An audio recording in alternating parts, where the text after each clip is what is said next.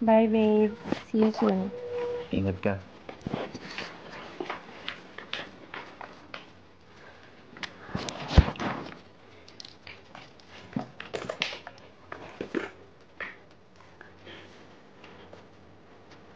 Oh, nandiyan ka na pala. Napaga ata uwi mo. Ano, may dinas na ba? Nagugutom na kasi ako. Aba, ayos ah. Ano yun, Adrian? May iba kang babae sa kama natin? Kung kausapin mo ako, parang walang nangyari ah. Tsaka ang lakas ng loob mo. Parang humingi ng pagkain sa akin. Oo, babae ko siya. Nakita mo naman, di ba? Para ka naman tangit, tatanong mo pa. Bakit? Papalayasin mo ako? Baka nakakalimutan mo, bahay ko to. Hiwalayan mo ako? Aalis ka? Saan ka pupunta?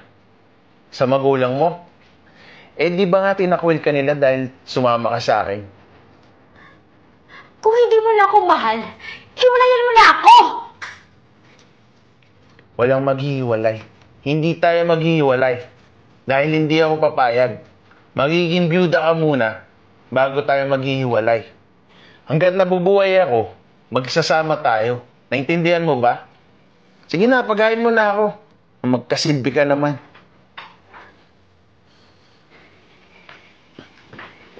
Basic.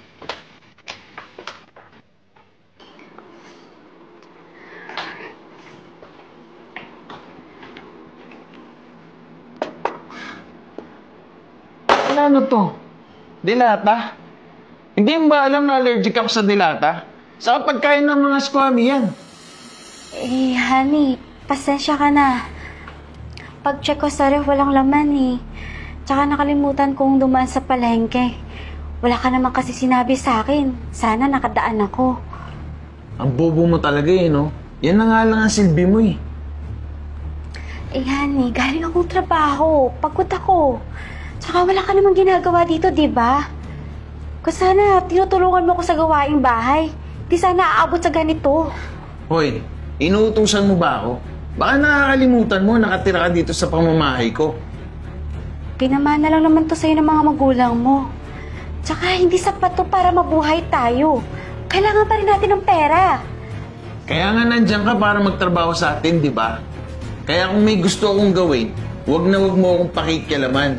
Ako ang lalaki, kaya ako masusunod. Ikaw kumain yan. Order na lang ako ng pagkain ko. Walang kwenta. Diyan ka na nga.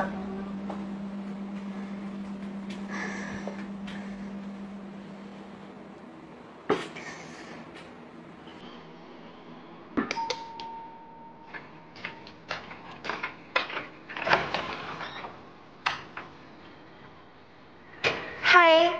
Pinapunta ako dito ni Adrian.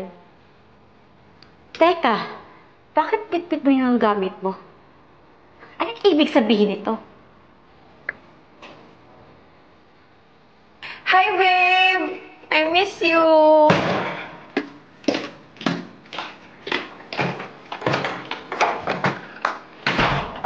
Buti naman nakarating ka. Oo nga eh. Namiss kita. Yan na ba lahat ng gamit mo? Anong ginagawa ng kabit mo dito? Excuse me, I'm not his kabit. I'm his cousin. Tinatarantado mo ba ako? Kahapon lang magkasama kayo sa kama. Tapos ngayon, pinsan? Oo. Yung pinsan ng pinsan niya, pinsan ko din. Kaya malayo magkamag-anak kami. Eh ano naman kung magkaroon kami ng relasyon? Malayo na yung dugo namin. Siya nga pala, dito na siya titira. Ayoko na! Gusto ko na makipaghiwalay! Sawa na akong tinatarantado mo ng ganito! Gusto ko ng annulment! Bakit? May pera ka? Kung meron man, hindi ako papayag. Ano? Isusumbong may kabit ako?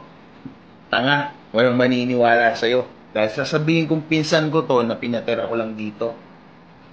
Maniniwala pa ako kung divorce. Kaso, asa ka. Walang divorce sa Pilipinas. Halika na, babe.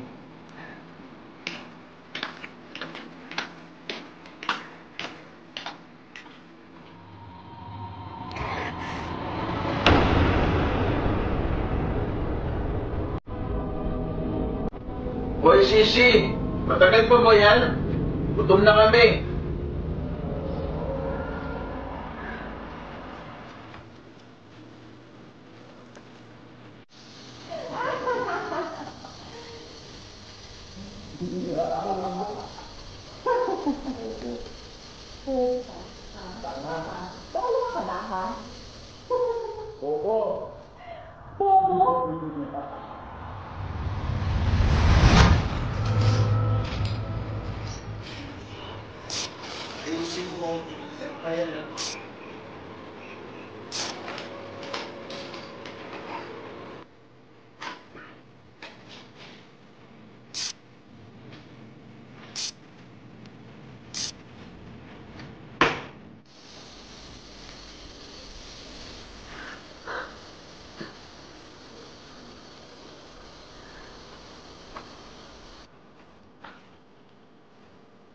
Ano?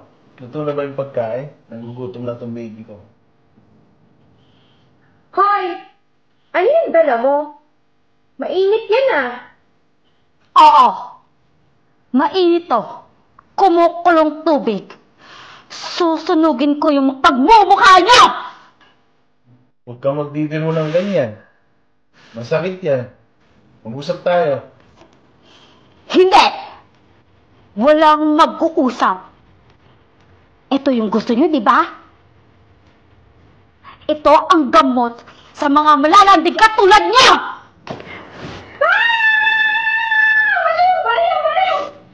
Han! Sandali, Han. Mag-usap tayo, Han. Han!